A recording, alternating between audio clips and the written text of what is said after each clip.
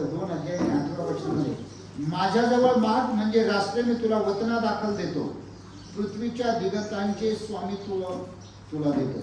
या वचनाचं जर आम्ही मनन केलं तर परमेश्वराचं वचन, परमेश्वर स्वतः म्हणतो माझ्याजवळ माग, मी तुला काय देणार आहे, राष्ट्रीय वतना दाखल देणार आहे. आता इथं आमदाराकडं एक तालुका असतो, त्यानंतर खासदाराकडे काहीतरी अर्धा जिल्हा असा काहीतरी असतो, आणि या ठिकाणी देवाचं वचन आम्हाला सांगतं तू माझ्याकडं राष्ट्रीय वतना दाखल माग, मी तुला देईन. प्रियांनो, परमेश्वर आम्हाला एवढं सगळं द्यायला तयार आहे, परंतु आम्ही हे सगळं घेतलं तर आम्हाला तेवढं हँडल करता येईल का?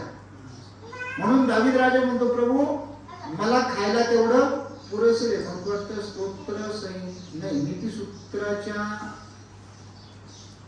30 अध्यायाच्या 18व्या वचनामध्ये एका कुठेतरी असं लिहिलंय, मला खावं सांगणार नसल तर आपण पुढे जाऊया. 30 अध्याय 8 वचन, व्यर्थ अभिमान व लबाडी माझ्यापासून दूर राख, दारिद्र्य किंवा श्रीमंती मला देऊ नको, मला आवश्यक तेवढे अन्न खावायच दे. इथं परमेश्वर काय म्हणतोय, तू काही पण माग. हालेलुया. आणि या ठिकाणी नीतिसूत्रे करतात ज्यांनी शल्मोनाने हे लिहिले आहे, हे याकेचा पुत्र आगूर यांनी लिहिलेला आहे, आणि तो म्हणतो की मला जेवढं पाहिजे तेवढं तू मला दे, मला जेवढं आवश्यक आहे तेवढं तू मला दे. आणि म्हणून प्रियांनो, जर आम्ही त्या परमेश्वराकडे मागतो तर परमेश्वर निश्चितच आम्हाला देण्यास तयार आहे, तो सक्षम आहे. परंतु त्याच्या अगोदर मात्र जसं बँकेकडून लोन घ्यायच्या टायमाला आम्हाला अटीची आणि शर्तीची पूर्तता करावी लागते, पालन करावं लागतं, तीच गोष्ट आहे की आम्हाला जर प्रभूचे आशीर्वाद पाहिजे तर आम्हाला काही अटींचं पालन करणं गरजेचं आहे. देव या स्तोत्राद्वारे आपणास आशीर्वादित करो. आमेन. यावेळेस आपण आपल्या मुख्य वचनाकडे वळूया. यिर्मयाचं पुस्तक त्याचा 8 अध्याय. काढायच्या अगोदर प्रामाणिकपणे सांगा किती जणांचा पाठ आहे? 8 अध्याय 20 वचन, यिर्मया 8:20. किंवा वाचल्याच्या नंतर पण सांगा हे वचन माझ्या पाठ होतं म्हणून.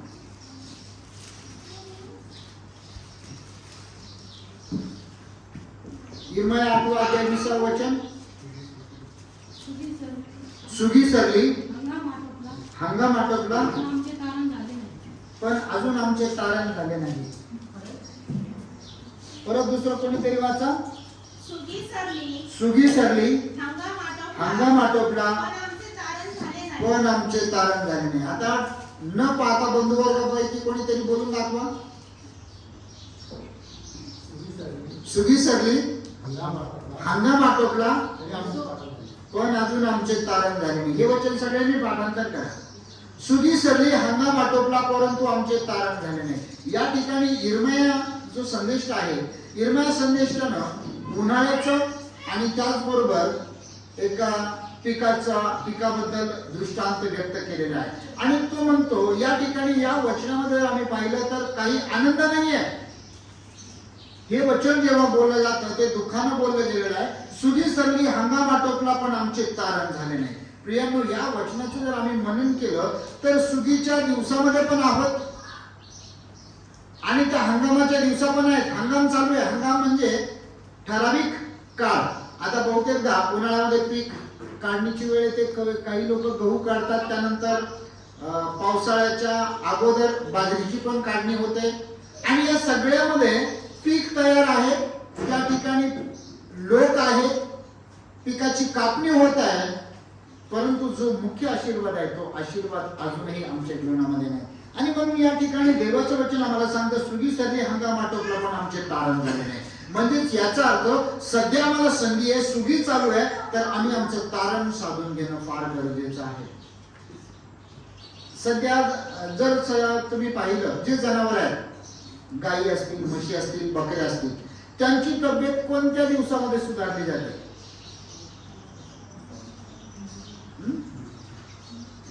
कोणत्या दिवसात सुधारली जाते? कोणत्या दिवसात सुधारली जाते? थंडीच्या दिवसात, जेव्हा गवत खायला भरपूर असतं, है ना, जेव्हा खाणं पिणं भरपूर असतं, गवत खाण्यासाठी असतं, त्या दिवसामध्ये ते जनावर एकदम दष्टपुष्ट झालेले असतात. परंतु एक प्राणी आहे की तो प्राणी त्या दिवसामध्ये सुधारत नाही. माहितीये कोणता प्राणी येतो? कोणता प्राणी माहितीये? कोणता प्राणी त्या भरपूर गवत असताना तो सुधारत नाही? अजून कुत्रा नाही. गाढव हे उत्तर बरोबर आहे. माहित नाही आता प्राचीन बाईंनी कधी सांगितलं नाही, आमचा विषय पण नाही झाला. बरं, का नाही सुधारत हा प्रश्न आहे. गाढव कधी सुधारतो माहितीये? गाढवाची तब्येत तुम्ही लक्षपूर्वक पहा. जेव्हा कडक उन्हाळा सुरू होतो ना त्यावेळेस त्याची तब्येत एकदम दष्टपुष्ट होते. का तुम्ही असा विचार केला कधी? आणि गवताच्या दिवसामध्ये तो जरा अशक्त होतो. का? नाही, त्याला आवडतं, हिरवं खायला आवडतं. परंतु एक गोष्ट, एक तथ्य आहे त्याच्या मागे, माहित नाही आता याच्यामध्ये कितपत सत्य आहे, परंतु मला एका जणांनी सांगितलं, जो जाणकार होता, तो बाळक साहेब म्हणे गाढवं जे आहे ते गवत जेव्हा असतं तेव्हा ते काय करतात, त्यांना असं वाटतं अरे आता पुष्कळ गवत आहे, आता काही टेन्शन घ्यायची गरज नाही. ती अजिबात चरत नाही, एकदम आळशीपणे बसून राहतात. इकडे तिकडे उकिरड्यावर मग काही थोडस स्नॅक्स वगैरे शोधायचा प्रयत्न करतात, कारण उकिरडा त्यांच्यासाठी स्नॅक्सच आहे ना. आपण पण स्नॅक खायला जातो ना कधी कधी, वडापाव वगैरे, अजून पुष्कळ पदार्थ खातो. मला एक जणांनी सांगितलं चिकन पण खायला नाही पाहिजे. तो डॉक्टर होता त्या व्यक्ती, ते म्हणे चिकनला जेव्हा 45 दिवसामध्ये त्याला इंजेक्शन देऊन तयार केलं जातं, म्हणजे पूर्णपणे केमिकल असतं, आणि त्यानंतर कालांतराने ते तुमच्या किडन्या पण खराब करतं आणि शरीराची सिस्टीम पण खराब करतं. त्यानंतर भजे वडापाव वगैरे त्याचा पण तसंच आहे. ते तेल तो व्यक्ती एक दिवस वापरल्यावर दुसऱ्या दिवशी फेकून देत नाही, तो तेच वापरतो आणि त्याच्यामध्ये अजून दुसरं केमिकल तयार होते, पण शरीराला हानिकारक आहे. तसं ते गाढव जे आहे ते स्नॅक्स खायला जातं आणि जे गवत आहे जे खायला पाहिजे ते खात नाही, आणि त्यामुळे त्याची तब्येत अशक्त होते. परंतु जेव्हा उन्हाळा येतो त्यावेळेस ते गाढव काय विचार करतं माहितीये? आता गवत संपत आलेलं आहे, आता आपल्याला पटकन खाणं गरजेचं नाही, तर आहे ते पण राहणार नाही, आणि म्हणून पाहतो की गाढवाकडे लक्ष द्या. थोडस सध्या उन्हाळ्याचे दिवस आहे, थोडस परीक्षण करा. आम्ही बाहेर गेल्याच्या नंतर सगळ्याच गोष्टी पाहणं गरजेचं आहे लक्षपूर्वक, हे काय घडतंय, कशामुळे घडतंय. आमची गोष्ट तशीच आहे. आमच्याकडे सध्या देवाचं वचन आहे, परंतु आम्ही खातच नाही. आम्ही चर्चला यायचं म्हटलं तरी आम्ही बऱ्याचदा म्हणतो नाही आता गुरुवारी चर्चचा वाढदिवस झाला, मग आज नाही गेलं तरी दखून जाईल. महिन्याचा पहिला रविवार झाला, आज मस्त बिर्याणी होती, पुढच्या आठवड्यात नाही केलं तरी चालेल. परंतु प्रियांनो, ही गोष्ट आमच्यासाठी निश्चितच चांगली नाही. आमची गत पण त्या गाढवाप्रमाणे होऊ शकते. म्हणून सध्या सुगीचे दिवस आहेत. आम्ही परमेश्वराचं वचन आमच्या जीवनामध्ये ग्रहण करणं गरजेचं आहे, कारण आमोसाच्या पुस्तकामध्ये 8वा अध्याय आणि 11 वचनामध्ये असं म्हटलंय दुष्काळ पडणार आहे. तो दुष्काळ कशाचा आहे हे तुम्हाला सगळ्यांना माहिती आहे. कशाचा आहे?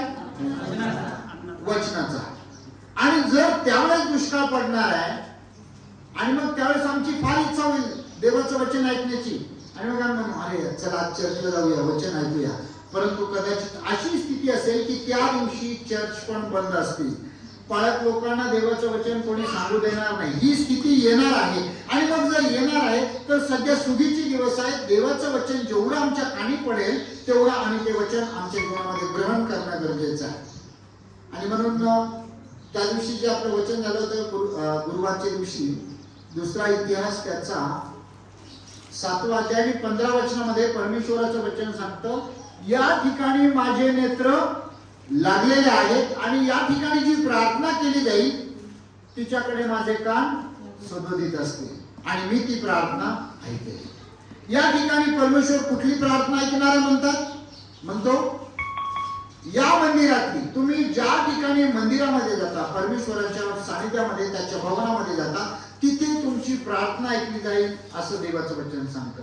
त्या ठिकाणी त्या सेवकाने एक उदाहरण पण सांगितलं होतं की विटेचं, जेव्हा एखादी वीट आहे ती जर जवळ असते, गवंडी काय करतो, ती वीट घेतो आणि त्या मंदिर भिंतीसाठी वापरतो. तो खाली उतरून लांब असलेली वीट तो घेऊन येत नाही. बऱ्याचदा आमच्या जीवनामध्ये पण अशी स्थिती होते. आम्ही बहुतेकदा रविवारच्या दिवशी किंवा चर्चच्या दिवशी बाहेर कुठेतरी निघून जातो आणि ज्या ठिकाणी परमेश्वराच्या मंदिरामध्ये त्याच्या सानिध्यामध्ये आम्ही असणं गरजेचं आहे त्या ठिकाणी मग जे त्याच्या मंदिरामध्ये आहे कदाचित परमेश्वर त्यांना आशीर्वादित करतो. म्हणून आम्ही जर आशीर्वादित व्हावं असं जर आम्हाला वाटतं तर त्या सुगीच्या दिवसामध्ये आम्ही असणं गरजेचं आहे, त्या परमेश्वराच्या सानिध्यामध्ये आम्ही असणं गरजेचं आहे. आणि जेव्हा आम्ही त्याच्या सानिध्यामध्ये असतो तेव्हा आम्ही फार आशीर्वादित असे व्यक्ती बनतो. कारण की परमेश्वराच्या वचनामध्ये जर आम्ही वाचलं प्रेषितांचं कृत्य 17 अध्यायाच्या 27 वचन माझा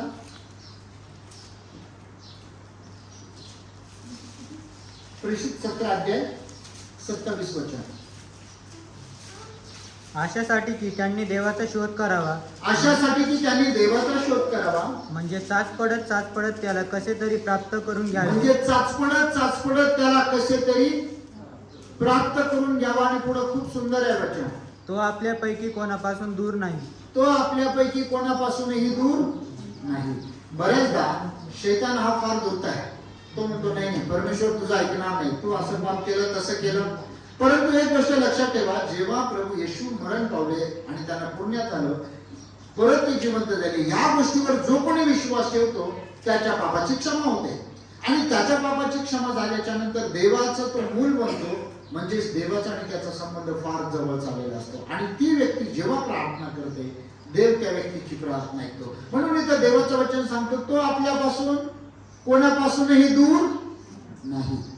परंतु शैतान आम्हाला एवढं दाखवतो नाही तू मागच्या आठवड्यात असं पाप केलं, हे केलं, ते केलं, आणि मग तो आम्हाला देवापासून दूर नेण्याचा प्रयत्न करतो. परंतु इथं देवाचं वचन काय सांगतं, तो तुमच्या कोणापासूनच दूर नाहीये, तो अगदी जवळ आहे. आणि जर तो परमेश्वर आमच्या जवळ आहे तर आम्ही जी काही प्रार्थना करतो आमची प्रार्थना तो ऐकतो. म्हणून स्तोत्रकर्ता म्हणतो तू माझ्याकडं काय माग म्हटलं, मगाशी वाचलं आपण, राष्ट्र वतना दाखल माग.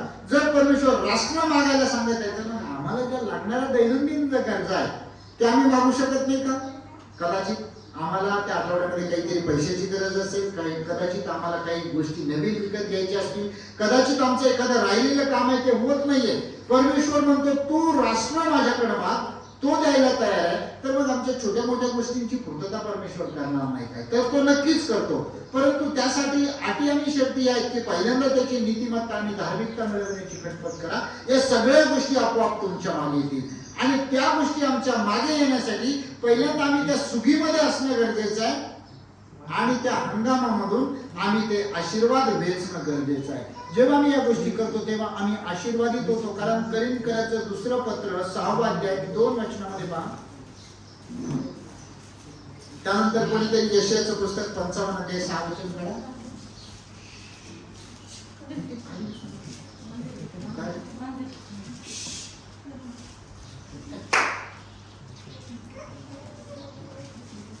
वाचा पटकन. दुसरं करीन 6 अध्याय 2 वचन. कारण तो म्हणतो अनुकूल समय मी तुझे ऐकेन. काय व तारणाच्या दिवशी मी तुला सहाय्य केले. पहा आत्ता समय अनुकूल आहे. पहा आत्ताच तारणाचा दिवस आहे. समय जो आहे समय अनुकूल आहे, सध्या आमच्या वेळेनुसार आहे. जर समय आमच्या वेळेनुसार आहे तर आम्ही गेलं पाहिजे. बऱ्याचदा एखाद्या ठिकाणी जायचं असतं, आमचे जवळचे पाहुणे असतात आणि ते म्हणतात की तुम्हाला अमुक अमुक कार्यक्रम आहे आणि तुम्हाला यावं लागेल. त्यावेळेस आमच्याकडेही काहीतरी कार्यक्रम असतो आणि आम्ही म्हणतो की नाही आज येणं शक्य नाही, आज मुलाला शाळेत सोडवायला जायचंय, आज परीक्षा आहे किंवा कोणीतरी आजारी आहे त्यांना दवाखान्यात घेऊन जायचंय, मला ड्युटीवर जाणं फार गरजेचं आहे, आज अमुक अमुक प्रोग्राम आहे. कारण आमचा आणि त्यांचा समय अनुकूल नाहीये. परंतु जेव्हा परमेश्वर आमच्या बरोबर बोलत आहे पापांची क्षमा मिळवण्यासाठी आजच समय अनुकूल आहे, म्हणजे आम्हाला पण वेळ आहे असा त्याचा अर्थ आहे. हालेलुया. जर परमेश्वराच्या दृष्टीनं आम्हाला पण वेळ आहे तर आम्ही त्या परमेश्वराला वेळ देणं गरजेचं आहे, त्याच्या सानिध्यामध्ये असणं गरजेचं आहे. यशायाचं पुस्तक 55 अध्याय 6 वचनाचा परमेश्वर प्राप्तीचा काळ आहे. परमेश्वर प्राप्तीचा काळ आहे तोपर्यंत त्याला शोधा. तो जवळ आहे, तो त्याचा धावा करा. तो जवळ आहे, तोच त्याचा धावा करा. प्रियांनो, या ठिकाणी देवाचं वचन सांगतं परमेश्वर प्राप्तीचा काळ आहे तोपर्यंत त्याला शोधा. कारण की जेव्हा प्रभू येशू ख्रिस्ताचं येणं होईल आणि कदाचित जर आम्ही प्रभू येशू ख्रिस्ताच्या येण्यापर्यंत जर जिवंत राहिलो आणि जर आम्ही परमेश्वराच्या वचनापासून जर दूर राहिलो किंवा त्याच्या जवळ जरी राहिलो परंतु त्याला जर मी अंतःकरणापासून जर स्वीकारला नाही, तर या ठिकाणी देवाचं वचन सांगते, येशू म्हणतो मी तुम्हाला ओळखत नाही. 10 कुमारीचा दृष्टांत आपल्याला माहिती आहे. 10 कुमारी मधल्या 5 शहाण्या होत्या, त्या वराची वाट पाहत होत्या, वर येणार होता हे सगळं माहिती होतं, परंतु ज्या 5 होत्या त्या शहाण्यांनी आपल्या बरोबर तयारी केली, आपल्या दिव्यामध्ये तेल घेतलं, परंतु ज्या मूर्ख कुमारी होत्या त्यांनी मात्र तयारी केली नाही. त्यांना हे नक्की माहिती आहे वर येणार आहे आणि त्याच्या बरोबर आपल्याला जायचं आहे. एवढं सगळं माहीत असताना केव्हा त्यांची तयारी नव्हती आणि मग जेव्हा ऐन वेळेला ते गेले, तेल आणायला गेले, तोपर्यंत वर आला आणि ज्या तयार होत्या त्या मात्र वराबरोबर आतमध्ये गेल्यानंतर त्या दरवाजा ठोठावू लागल्या, आम्हाला आतमध्ये घ्या. त्यावेळेस वरानं म्हटलं मी तुम्हाला ओळखत नाही. प्रियांनो, ही स्थिती आमच्या जीवनामध्ये येऊ नये आणि त्या प्रभूने आम्हाला म्हणू नये मी तुम्हाला ओळखत नाही. म्हणून त्यानं सांगितलंय आता समय आहे, आता वेळ आहे, आता या आणि आता मागा. जर आम्ही त्याच्या सानिध्यामध्ये आहोत आणि त्याचं वचन जर आम्हाला सांगतं या ठिकाणी माझे नेत्र लागलेले आहेत, या ठिकाणी माझे कान लागलेले आहेत, याचा अर्थ काय होतो? याचा अर्थ काय? जर परमेश्वर म्हणतो माझे कान इथं लागले आणि माझे डोळे पण इथं लागलेले आहेत, तर मग आम्हाला कोणता फायदा उचलायचा? सध्या लाडकी बहिणीची योजनामध्ये बरेच जण चालू आहेत ना, आणि लाडकी बहिणीची योजना ज्यांचे हप्ते यायचे बंद झाले ते काय करत आहेत? जाऊन केवायसी करत आहेत, यासाठी की केवायसी झाल्याबरोबर त्यांच्या अकाउंटला पैसे येणार आहेत. प्रियांनो, हीच गोष्ट आहे. सध्या परमेश्वराचं वचन सांगतं माझे नेत्र इथं लागलेले आहेत, माझे कान इथं लागलेले आहेत. तर आपल्याला काय करायचं? मग केवायसी करायची. कशी केवायसी करायची? आपली केवायसी. पापाची क्षमा झाली का? आहे. केवायसी करायला आधार कार्ड आहे का? आहे. पॅन कार्ड आहे का? आहे. मग इथं केवायसी जर करायची ठरली तर काय केवायसी करावं लागते? पापाची क्षमा झाली का? माझं तारण झालंय का? माझा बाप्तिस्मा झालाय का? मी प्रभूमध्ये आहे का? दर रविवारी चर्चला येतोय का? देवाचं वचन घरी वाचतोय का? ही केवायसी. मी माझ्या जीवनामध्ये प्रीती करत आहे का? माझ्या परिवारावर प्रीती करत आहे का? ही केवायसी करणं गरजेचं आहे आणि आम्ही त्या प्रभूच्या सानिध्यामध्ये येणं गरजेचं आहे. म्हणून देवाचं वचन सांगतं आताच वेळ आहे, आताच संधी आहे. प्रियांनो, अनेक जण चर्चला येतात परंतु त्यांचं अजूनही तारण झालं नाही. अनेक जण खूप दिवसापासून प्रार्थनेमध्ये चर्चमध्ये येतात परंतु अजूनही ते प्रभूंच्या अंतःकरणाशी नाहीये. त्याच्यामध्ये अनेक पाळक पण असतील, पाळकाचा परिवार पण असेल. आज अनेक पाळक आहेत की ते चांगलं सुंदर वचन शिकवतात, सुंदर संदेश देतात, कदाचित त्यांचंही तारण झालं नाही, पाळकाच्या बायकोचंही झालं नाही, पाळकांच्या लेकरांचं पण झालं नाही आणि मंडळीचं पण झालेलं नाही. हे का? तुम्ही म्हणाले असं कसं काय? कारण की प्रभूच्या सानिध्यामध्ये पण एक जण होता आणि त्याचं तारण झालं नाही. कोणता माहितीये? यहूदा इस्करियोत. प्रभू बरोबर राहायचा, प्रभू बरोबर फिरायचा, प्रभू बरोबर जेवण करायचं, एका ताटात जेवण करायचे आणि त्याचं पण तारण झालं नव्हतं. त्याचं सगळं लक्ष पैशावर होतं. जर तुम्ही योहान शुभवर्तमान 12 अध्याय जर वाचला त्याचं 6व्या वचनामध्ये जेव्हा एका बाईनं फार सुगंधी द्रव्य फार मोलवान होतं, ते खूप महागडं तेल होतं, महागडं अत्तर होतं आणि ते तिनं प्रभू येशूच्या पायाला लावलं आणि आपल्या केसाने ते पुसत होती आणि त्यावेळेस यहूदा इस्करियोतला फार टेन्शन आलं. त्यामुळे हे पैसे बर्बाद करायची काय गरज होती? हे विकून गरीबाला दान धर्म करता आला असता. आणि यहूदा इस्करियोतकडे कोणतं काम होतं माहितीये? पैसे सांभाळायचं काम होतं. पैसे सांभाळायचं काम फार कठीण आहे. आपल्याला सोपं वाटतं परंतु ते फार कठीण आहे. आणि येशूला हे पण माहिती होतं की आता येशूला सगळंच माहिती असतं ना. जेव्हा एका स्त्रीनं, एक वृद्ध स्त्री होती, तिनं 2 तबडी का काहीतरी असेल, 2 पावल्या का 2 टोल्या तिनं दानपेटीत टाकल्या आणि येशू काय म्हटले की या स्त्रीने जे टाकलं ते सगळ्यात जास्त टाकले. आता तिने किती टाकलं हे येशूला कसं काय कळलं असं? बाकीचं कोणाला नाही कळलं, येशूला कसं काय कळलं? तुमच्या मोबाईलमध्ये कोणी किती पैसे पाठवले हे तुम्हाला कसं कळतं? फोन पेवर लगेच मेसेज येतो, 500 रुपये क्रेडिट आहे. तसंच येशू आता स्वतःच तो त्याचा अकाउंट त्याचा आहे, सगळं त्याचं कॉम्प्युटर सिस्टीम त्याच्याकडे, त्याला लगेच कळलं असेल ना 2 टोल्या टाकलेल्या आहेत. जे काही इस्रायलचं जे दानार्पण आहे, म्हणजे येशूला जे गुगल पे होतं येशूला लगेच कळलं अकाउंट चार्ज झालेलं आहे, अमुक अमुक व्यक्तीनं अकाउंट मध्ये पैसे टाकलेले आहेत. प्रियांनो, या ठिकाणी आम्ही काय करतो, किती देतो प्रभूला, हे सगळं प्रभूला कळतं. आणि मग जेव्हा आम्ही त्या देवाकडे जातो, आम्ही त्या देवाकडे मागतो, काय देतो, काय करतो, हे सगळं जर त्याला समजतं, तर यहूदा इस्करियोतच्या जीवनामध्ये जर आम्ही पाहिलं तर यहूदा इस्करियोत त्या पैशाचं काय करत असेल, कसे पैसे गेले हे त्याला कळत नसेल का? जर इन्कमिंग आलेलं कळतंय तर कोणाला गेले ते पण या ठिकाणी कळतं. आणि यहूदा इस्करियोतचं म्हणणं काय म्हटलं देवाच्यामध्ये? त्याला गरिबाची काळजी होती म्हणून तो हे म्हणाला, असे नाही तर तो चोर असून त्याच्याजवळ डबी होती व तिच्यात जे टाकण्यात येईल ते तो चोरून घेईल म्हणून तो असे म्हणाला. ह्यावरून येशूने म्हटले, तिच्या वाटेत जाऊ नका. बस या ठिकाणी यहूदा इस्करियोतचं उदाहरण आहे. यहूदा इस्करियोत स्वतः प्रभू येशू बरोबर आहे, परंतु त्यानं येशूवर लक्ष द्यायच्या ऐवजी त्यानं पैशावर लक्ष दिलं. बऱ्याचदा आमच्या जीवनामध्ये पण तीच गत होते. आम्ही भले कोणाचे पैसे चोरत नाहीये, परंतु आम्ही प्रभू येशूकडे यायच्या ऐवजी जगिक पैसा आणि संपत्ती या गोष्टीकडे लक्ष देतो आणि ते मिळवतो आणि येशूला आम्ही नाकारतो. इस्करियोतनं पण तेच केलं. बऱ्याचदा आमच्या जीवनामध्ये ही गोष्ट अगदी सहज घडून जाते.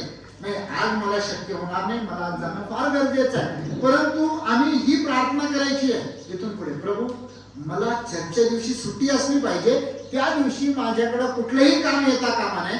कारण की प्रभू येशूनं इस्रायल लोकांना एक अभिवचन दिलं होतं, 6 दिवस मानना असणार आहे, 7व्या दिवशी मानना असणार नाही, परंतु त्या 6व्या दिवसाला मी एवढं आशीर्वादित करेल की 7व्या दिवसाचं तुमच्याकडे तयार असेल. हालेलुया. आणि मग जेव्हा 7व्या दिवशी काही लोक जाणून बुजून येशूला, परमेश्वराला टेन्शन देण्यासाठी जाणून बुजून गोळा करायला जायचे. आणि जर तुम्ही पवित्र शास्त्रामध्ये जर वाचलं, मग गणनामध्ये असेल, मला फिक्स रेफरन्स माहित नाही, तुम्ही वाचा घरी गेल्याच्या नंतर. आणि मग तिथं गेल्याच्या नंतर लोकांना किती भेटायचं, मानना किती सापडत होता 7व्या दिवशी? काहीच नव्हतं सापडत, 0. बऱ्याचदा आम्ही जेव्हा परमेश्वराचं ठिकाण सोडून काहीतरी शोधायला जातो, कदाचित आम्हाला दिसण्यासाठी ते दिसतं भरपूर आहे, परंतु विश्वास ठेवा, ते घरी आल्याच्या नंतर तुम्हाला ते काहीच होणार नाही, त्याच्यामध्ये कुठलाही आशीर्वाद राहत नाही. तर त्यासाठी आम्ही त्याच्या सानिध्यामध्ये येणं गरजेचं आहे, त्याच्या मंदिरामध्ये येणं गरजेचं आहे. आणि जर तो परमेश्वर म्हणतो इथं माझे नेत्र लागलेले आहेत, इथं माझे कान लागलेले आहेत, तर आम्ही त्याच्याकडे बोलणं गरजेचं आहे, प्रार्थना करणं गरजेचं आहे. कारण सध्या वेळ आहे, तो आमचा ऐकायला तयार आहे. केवायसी करायला बाकीचे कोणाचाच नंबर नाही, आमचा नंबर रेडी आहे. जर आमचा नंबर रेडी आहे त्या टायमाला आम्ही घरी म्हणतो नाही आता लय उशीर झाला, थोडंसं जेवण करून येतो, तोपर्यंत यांचाही लंच टाइम होऊन जाईल. केवायसी वाले पण फार खतरनाक आहेत. ते म्हणतात आता लंच टाइम झाला, तुम्ही नंतर या. परंतु प्रियांनो, परमेश्वराकडे कुठलाही लंच टाइम नाहीये, तो सदोदित तुमचं ऐकण्यासाठी तयार आहे. परंतु त्या वचनामध्ये लिहिलंय ठराविक काळ दिलेला आहे, त्या वेळेतच तो तुमची प्रार्थना ऐकणार आहे. जर तो आमची प्रार्थना त्या ठराविक वेळेत ऐकणार आहे, तर आम्ही त्या ठिकाणावरून, ज्या ठिकाणी आम्ही आहोत तिथून आम्ही निघून बाहेर येणं गरजेचं आहे. अजून एक वचन वाचूया, कोरिन्थीकरांचं 2 पत्र त्याचा 6वा अध्यायाचं 14 ते 17 वचन आपण वाचूया.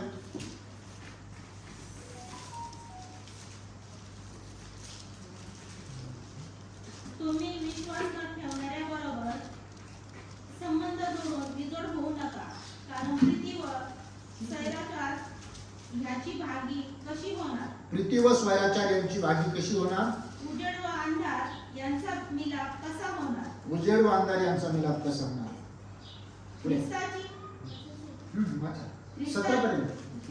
बलियाराशी एक वाक्याचा कशी होणार? विश्वास ठेवणारा व विश्वास न ठेवणारा हे वाटेकरी कसे होणार? देवाच्या मंदिराचा मूर्ती बरोबर मेळ कसा बसणार? आपण तर जिवंत देवाचे मंदिर आहोत. देवाने असे म्हटले आहे की त्याच्यामध्ये वास करून राहील, मी त्याचा देव होईल व ते माझे लोक होतील. बस या ठिकाणी देवाचे वचन आम्हाला सांगतं. मग ज्या गोष्टी देवाला आवडत नाहीत, अशा ठिकाणी आम्ही जाण्यापेक्षा त्या परमेश्वराच्या सानिध्यामध्ये असणं गरजेचं आहे आणि त्याच्या जवळ राहून आम्ही आशीर्वादित होणं गरजेचं आहे. जेव्हा तुम्ही नदीमध्ये जाता, नदीतून एखादा दगड उचलून आणता, अख्खं त्या आयुष्य त्या दगडाचं त्या नदीमध्ये गेलेलं असतं, परंतु जेव्हा त्याला फोडलं जातं, ओला असतो का दगड आतमध्ये, तो कोरडाच असतो.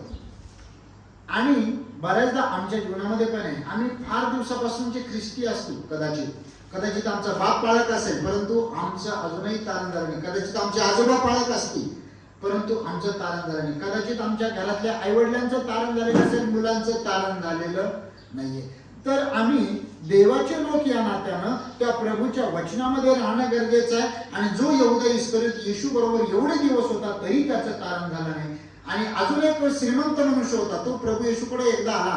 मत्तय मार्क शुभवर्तमानाच्या 10व्या अध्यायाच्या 17 वचनामध्ये वाचा, 17 ते 22 वचनामध्ये तिथं आम्हाला पाहायला मिळतं की एक श्रीमंत मनुष्य होता आणि तो प्रभूकडे आला, फार आशेने आला. आणि तो येशूला काय म्हणतो, भेटला असता तर वाचा मार्क 10 अध्याय 17 ते 22 वचन.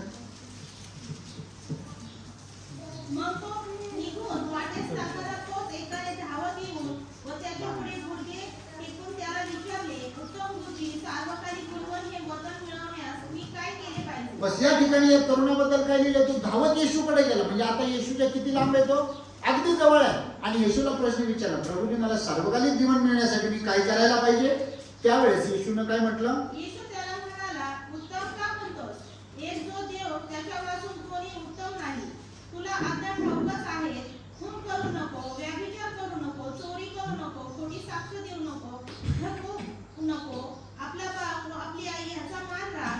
त्याने त्याला उत्तर दिले, गुरुजी, मी आपल्या तरुणपणापासून ह्या सगळ्या आज्ञा पाळीत आलो आहे. येशूने त्यासकडे निरखून पाहिले व त्याचवर त्याने प्रीती केली. तो त्याला म्हणाला, तुझ्यात एका गोष्टीची उणीव आहे. जा, तुझे असेल नसेल ते विकून गोरगरिबांना देऊन टाक, म्हणजे तुला स्वर्गात संपत्ती मिळेल, आणि चल माझ्या मागे ये. परंतु हे शब्द ऐकून त्याचे तोंड उतरले व कष्टी होऊन तो निघून गेला, कारण तो फार श्रीमंत होता. आता या मनुष्याच्या जीवनामध्ये त्याला तारण एकदम त्याच्या जवळ आलं होतं. जकायाने तारण मागितलं नव्हतं, परंतु जेव्हा प्रभू येशू त्याच्या घरी गेले त्यावेळेस त्याच्या जीवनामध्ये ते आतून आलं, तुम्ही ज्याचं घेतलं त्याचं मी द्यायला तयार आहे. या ठिकाणी श्रीमंत मनुष्याला देखील अशी चालून संधी आली होती, जेव्हा प्रभू येशूने त्याला म्हटले, चल माझ्या मागे. म्हणजे डायरेक्ट शिष्य होण्यासाठी त्याला अपॉइंटमेंट लेटर दिलं होतं, परंतु त्यानं ते नाकारलं. अगदी अशीच गोष्ट चोराची पण झालेली आहे. तिथं तारण रेडी आहे. आता या चोरा हा दुसरा पहिला जो चोर होता फार दुर्दैवी म्हणावा लागेल, असाही त्याचा मृत्यू होणारच होता. आणि दुसरा जो चोर होता त्यालाही माहिती होतं माझाही मृत्यू होणार आहे. त्याने साधा प्रश्न केला, प्रभूजी माझी आठवण ठेवा. त्याने प्रभूची आराधना केली आणि येशूने त्याला लगेच अभिवचन दिलं, तू आज माझ्याबरोबर सुख लोकात अशी. हे सगळं घडत असताना हा एक नंबरचा चोर होता, तो पाहत होता, त्याला माहिती होता आता आपला मृत्यू होणार आहे. तारण एकदम त्याच्या जवळ होतं तरी त्यानं स्वीकारलं नाही. बऱ्याचदा आमच्या जीवनामध्ये पण हेच होतं. आम्ही चर्चला जातो, आमच्याकडं बायबल आहे, आम्ही ते वाचत नाही आणि प्रभूकडे मात्र बोलत पण नाही. आमची स्थिती त्या पहिल्या चोरासारखी होते. तारण अगदी हाताशी आहे तरी पण आम्ही घेत नाही, पाणी अगदी उशाशी आहे तरी आम्ही ते पित नाही. एकदा एक सत्य घटना घडली ती माहिती बरेच, परंतु खूप वर्षापूर्वी, त्यावेळेस व्हॉट्सअप वगैरे पण नव्हतं.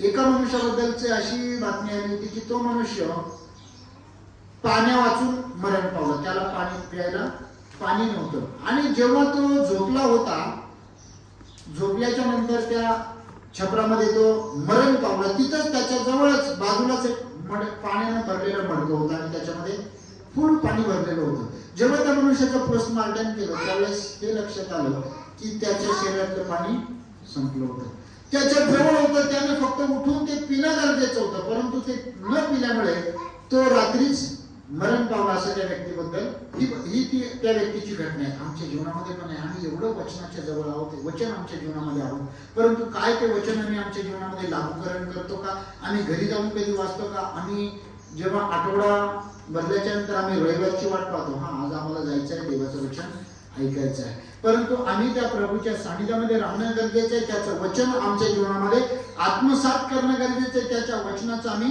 मनन करणं गरजेचं आहे. या उलट योहान जो आहे बप्तिस्मा करणार नाही. ज्याने योहानशी वर्तमान लिहिलं तो येशू ख्रिस्ताचा मावस भाऊ पण आहे, परंतु येशू बरोबर त्याची एवढी जवळीकता होती. 13व्या अध्यायामध्ये जा, योहानशी वर्तमान 13व्या अध्यायामध्ये त्याच्याबद्दल आहे. वचन 17 किंवा काहीतरी असेल. जर ह्या गोष्टी तुम्हाला 23 वचन वाचा. 13-23 वचन. तेव्हा त्याचवर येशूची प्रीती होती, असा त्याच्या शिष्यातील एक जण येशूच्या उराशी टेकलेला होता, म्हणून ज्याच्या विषयी तो बस. आता या ठिकाणी योहान जो होता हा येशूचा मावस भाऊ होता. आणि जेव्हा प्रभू येशू ख्रिस्त वधस्तंभावर होते त्यावेळेस येशूनं या शिष्याला म्हटलं होतं की ही पहा तुझी आई, आणि आईला म्हटलं होतं हा पहा तुझा पुत्र. आणि त्याच योहानाला प्रभूनं मग एवढ्या गोष्टी प्रकट केल्या की जे योहानाला झालेलं प्रकटीकरण आहे ते यानं लिहिलं, कारण तो येशूच्या अगदी उराशी टेकलेला होता. जर आम्ही त्या प्रभूच्या अगदी जवळ राहतो तर प्रभू आम्हाला अनेक गुप्त गोष्टी आमच्या जीवनामध्ये तो प्रकट करतो आणि त्याद्वारे आम्ही आशीर्वाद घेत होतो. जो श्रीमंत मनुष्य आणि दरिद्री राजाची गोष्ट आपल्याला माहिती आहे. श्रीमंत मनुष्य जोपर्यंत जगामध्ये होता सगळं काही त्याच्याकडे होतं, परंतु प्रभूला तो शरण केला नाही. आणि जेव्हा वेळ निघून गेली, आता तो नरक यातना भोगत आहे आणि अब्रामाला हाक मारतो, अब्रामा बापा माझ्यावर दया कर. परंतु तोपर्यंत टाइम निघून गेलेला होता. एकदा मी राशन आणायला गेलो. राशन आणायला गेल्याच्या नंतर त्या माणसाने सांगितलं राशन संपलं, कारण वेळेत आम्ही गेलो नाही. बऱ्याचदा आमच्या जीवनामध्ये पण हीच गोष्ट आहे, आम्ही जोपर्यंत प्रभूचे आशीर्वाद रेडी आहेत तोपर्यंत घेत नाही, आणि एकदा वेळ निघून गेली की मग मात्र आम्हाला ते पाहिजे होते. जो इसाकाची गोष्ट आपल्या सगळ्यांना माहिती. इसाक अंध झाला होता आणि त्याचा मुलगा याकोब, त्याच्या आईने सांगितलं बापाकडे जाऊन आशीर्वाद माग. आणि तो इसाकाचा जो पुत्र याकोब तो येसाव म्हणून याकोबाकडे गेला आणि म्हटलं बाबा मला आशीर्वाद द्या, आणि त्याला तो आशीर्वाद मिळाला. परंतु जेव्हा येसाव शिकारीवरून आला, उशीर फार झालेला होता आणि तो त्याच्या बापाकडे गेला, बाबा मला आशीर्वाद द्या. दिला का बाबांना आशीर्वाद? कारण वेळ निघून गेली. म्हणून प्रियांनो, आम्ही जर त्या देवाची मुलं या नात्यानं त्याच्या मंडळीमध्ये येतो तर त्या वेळेमध्येच आम्ही आशीर्वादित होणं गरजेचं आहे. एकदा वेळ निघून गेली की आम्हाला त्रास होतो आणि मग आम्ही पस्तावा करण्याची वेळ येते. पश्चाताप नाही. पश्चाताप म्हणजे परत संधी आहे, परंतु पस्तावा म्हणजे परत ती संधी आमच्या जीवनामध्ये येत नाही. आणि म्हणून या ठिकाणी यहूदा इस्करियोत जो होता त्याला मोठं पद होतं, परंतु त्या मोठ्या पदाचा त्याला मान राखता नाही आला, किंवा त्याचं जे अंतकरण होतं ते प्रभूपासून मात्र दूर होतं. जो दुसरा श्रीमंत मनुष्य त्याच्या जीवनामध्ये एक मोठी संधी आली होती आणि त्याची इच्छा होती की माझं तारण व्हावं, परंतु त्यानं स्वतःचं समर्पण केलं. तीच गोष्ट गर्दी संबंधाने प्रभू येशू ख्रिस्ताबरोबर किती लोक होते एका टायमाला माहिती? सगळ्यात जास्तीत जास्त किती लोक आले येशूच्या सानिध्यात? 5,000 लोक. आणि त्या वचनाचं जर तुम्ही वाचलं तर पुढे जर वाचलं ही फक्त पुरुषांची संख्या होती. आता चर्चमध्ये स्त्रियांची संख्या जास्त असते, लेकरं पण असतात, आणि या ठिकाणी लेकरं आणि स्त्रिया वेगळ्या होतात. म्हणजे 5,000पेक्षा जास्त, 10-15,000 पेक्षा जास्त संख्या असणार आहे. आणि हे सगळे लोक येशू ख्रिस्ताबरोबर होते, आशीर्वादासाठी एकदम जवळ होते, परंतु त्यांच्यामध्ये विश्वास मात्र, त्या विश्वासापर्यंत मात्र ते पोहोचू शकले नाही. हे सगळ्यात 5,000 लोकांचं तारण झालं नाही. शास्त्री परुषी यांनाही देवाच्या वचनाचं ज्ञान होतं, परंतु ते आत्म्यामध्ये मात्र अंधच राहिले. प्रियांनो, आज जर आम्ही त्या प्रभू येशू ख्रिस्तामध्ये फार दिवसापासून होतो, आमचे आई वडील प्रभू येशू ख्रिस्तामध्ये असतील कदाचित, माझे आई वडील तर प्रभू येशू ख्रिस्तामध्ये नव्हते, माझ्यामुळे ते प्रभूमध्ये आले, परंतु जर आमचे आई वडील प्रभूमध्ये आहेत तर आम्ही त्यांच्यापेक्षा अधिक प्रभूमध्ये वाढणं गरजेचं आहे. कारण त्यांना जेवढं माहिती झालेलं आहे तेवढं त्यांनी आम्हाला दिलं. आता आम्हाला प्रभूच्या वचनामधून स्वतः पाहणं गरजेचं आहे, वाचन करणं गरजेचं आहे. कारण की अनेक असे लोक आहेत की प्रभू येशूकडे ते आले आणि परत माघारी गेले. योहान शुभवर्तमानामध्ये जर तुम्ही वाचलं, काढायची गरज नाही, 6वा अध्याय आणि 66 वचनामध्ये अनेक शिष्य देखील प्रभूला सोडून गेले आणि परत ते माघारी आले नाही.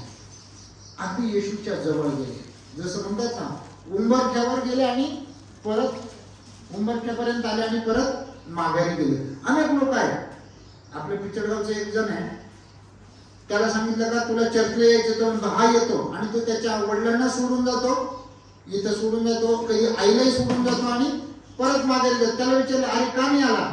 मी त्या भावाला आणायला जायचं होतं आणि मग तो काही भेटच नाही झाली, तसाच मी माघारी गेलो. बऱ्याचदा आमची गतपणीच आहे प्रियांनो, आम्ही त्या तारणाच्या उंबरठ्याजवळ असतो, आशीर्वादाच्या अगदी जवळ असतो, आशीर्वाद समोर असतो, आम्हाला तो घ्यायचा असतो, परंतु अचानक काहीतरी काम निघतं आणि आम्ही ते विसरून जातो आणि त्या आशीर्वादाला आणि प्रभूच्या सानिध्याला, प्रभूच्या वचनाला आम्ही दुय्यम स्थान देतो आणि मग आम्ही आशीर्वादित होत नाही. आणि मग आमची गत त्या येसावाप्रमाणे होते. जेव्हा आशीर्वादाची वेळ असते आम्ही शिकारीला निघून जातो. येसावाला कोणाला प्रसन्न करायचं होतं? शिकार देऊन बापाला. परंतु वेळेत न आल्यामुळे त्या बापाकडून मिळणाऱ्या आशीर्वादाला पण तो रुकला. प्रियांनो, आम्ही जर त्या परमेश्वराला खुश करायचंय, तो जो आमचा पिता आहे, परंतु त्याला जर खुश करायचं तर त्याला वेळेमध्ये आम्ही त्या ठिकाणी असणं गरजेचं आहे. कदाचित वेळ चुकून जाते. कधी कधी परमेश्वर तुम्हाला आराधनेच्या द्वारे पण आशीर्वादित करतो. असं नाही की वचनाच्या द्वारे तुम्ही आशीर्वादित होता. समोर गीत चालू असतं, त्या गीताच्या द्वारे कधी कधी परमेश्वर तुमच्याशी बोलतो. परंतु जे काही बोलायचं, कदाचित आम्ही आराधनेच्या वेळेसच लेट येतो, कदाचित त्या पहिल्या गाण्यामधून प्रभूला आम्हाला काहीतरी सांगायचं असतं आणि आम्ही तेच आमच्याकडून मिस होतं. म्हणून आम्ही वेळेत त्या प्रभूच्या सानिध्यामध्ये असणं गरजेचं आहे. आणि जर आम्ही त्याच्या बरोबर आहोत तर आजच तारणाचा दिवस आहे, आजच तो आमची प्रार्थना ऐकण्यासाठी तयार आहे, तर आम्हाला त्याच्याबरोबर बोलायचं आणि त्याच्याकडे प्रार्थना करायची. परमेश्वर करो या वचनाद्वारे आपणास आशीर्वादित करो. आपण एक गीत गाऊ आणि